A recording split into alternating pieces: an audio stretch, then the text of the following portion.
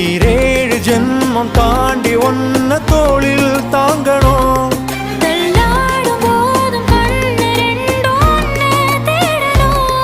உயிர் விட்டு போகும் அந்த நொடியில் ஓ உருவம் முன்னால் வரணும்.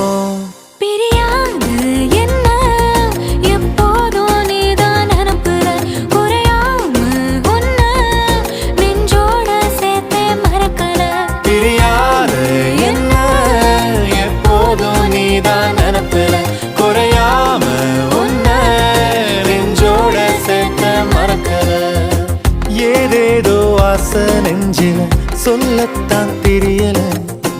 உன்னால கண்ணு தூங்கல, எதுக்குன்னு புரியல.